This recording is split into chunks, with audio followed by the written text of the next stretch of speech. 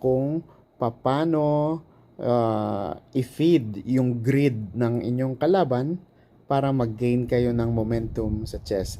Hindi lang ito applicable sa chess, pati sa totoong buhay. May mga tao talagang sobrang greedy. Para sa inyong mga greedy people, ito, tingnan nyo itong game na ito. No? Pag ikaw ay ano yan, beginner or intermediate, sometimes you will fall into this trap.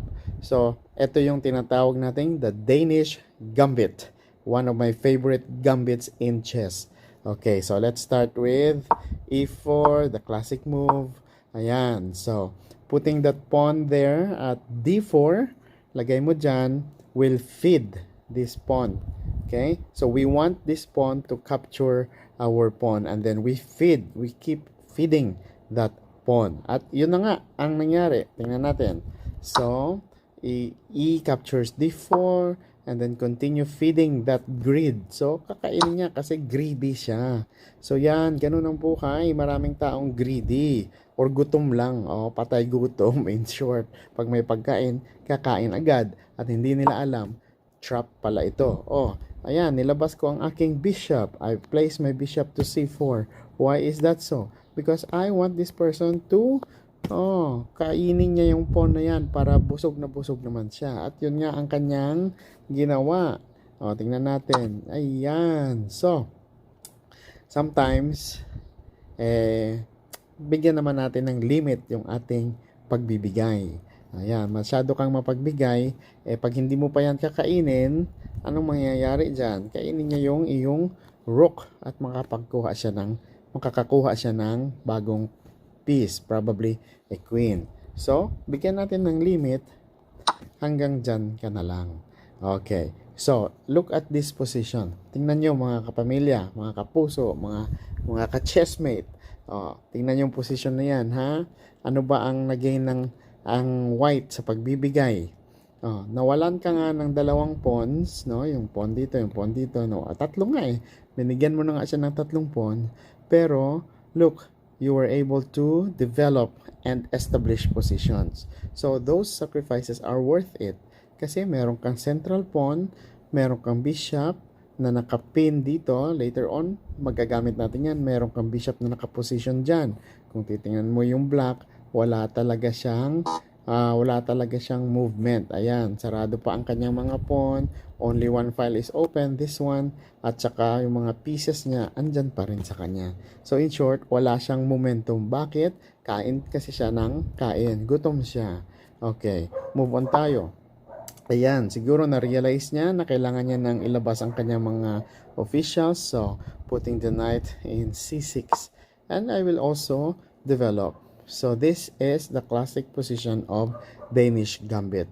Once you establish this is already the point of excitement for white and also napapaisip na rin itong black natin.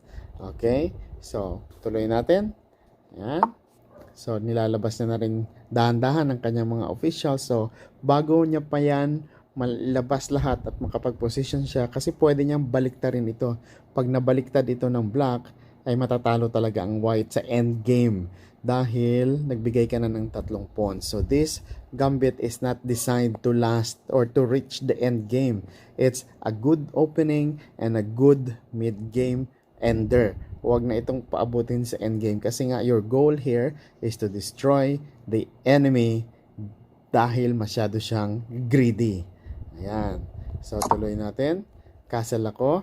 Okay. So, ito ang biggest mistake na ginawa ng kalaban natin. Capturing the central pawn without, castling is a very, very big mistake. Why? Because that will give your enemy another momentum. So I can pin that knight by putting my rook here or my queen here. But what I did was I want to destroy this enemy right away. Boom! The ultimate sacrifice. Ayan. Ba't ko kinain yung bishop, yung pawn dyan sa harap ng king, sa harap ng bishop? Okay, capturing the f7 pawn poses a check on the king and there is no option for black here but to capture the bishop. And the purpose of that is when the king captured the bishop, the king can no longer castle and the king is already exposed. So that is the ultimate sacrifice that I call in the Danish gambit. So what will happen next? Check here. Okay. I don't worry about that bishop because you can gain that piece by capturing the knight. Saan pa naman pupunta ang king diyan? No? Sasayaw na lamang siya ng cha-cha. O, ang gagawin niya, either lalabas siya or babalik siya doon. At, ayun na nga, I captured the knight. So, kuha ko na yung bishop. So, see the advantage of putting the pieces together in a position. At tingnan nyo, bumalik na naman siya dito. Walang movement in this side. Ang rook niya andyan pa rin, bishop niya, queen niya, hindi gumagalaw. It's the useless queen. So kapag greedy ka, hindi mo inaatupag yung iyong queen. Ayan, wala. Nakatingin lang sila lahat sa iyo while ikaw ay very very vulnerable. Malapit na ito. Malapit na ang kamatayan ng ating opponent. So, bishop defends the king. Knight, the rook is placed on position. This is just a useless move for white. Okay, I'm just taking my time kasi ang ideal move is to put the knight out. But putting the knight out there will block my bishop here. So, hindi ko siya ginawa dahil iba naman ang variation ko. Sige, tuloy natin mga kaibigan. So, ayan, nare-realize na ng black na kailangan niya ng slowly pang open yung kanyang mga files so the king, the bishop can go out. So, ayan, putting more pressure, putting the knight there. Again, it's also a useless move. It's just buying some time. Okay? Kasi I could not capture this bishop for a checkmate. Why? There is a knight here that defends that bishop and there's also a queen. So, malulugi pa rin ako dyan, no? So, all I need is put a little bit of distraction for this. I can also capture that. But capturing that pawn will just put the rook in that area or in this area, making it difficult for this king to move. So, limited na talaga ang options ng ating kalaban. This is already the point of devastation. So, ayan, continue lang. Ayun, kita nyo? So, inopen niya. Finally, nakalimutan niya na meron tayong bishop dito. No? Nakalimutan niya sa sobrang devastation niya. Ito yung tinatawag nating only I can see. So, open siya. Wala na. No? The bishop is ready to capture that rook. That tower. Boom! Tower down.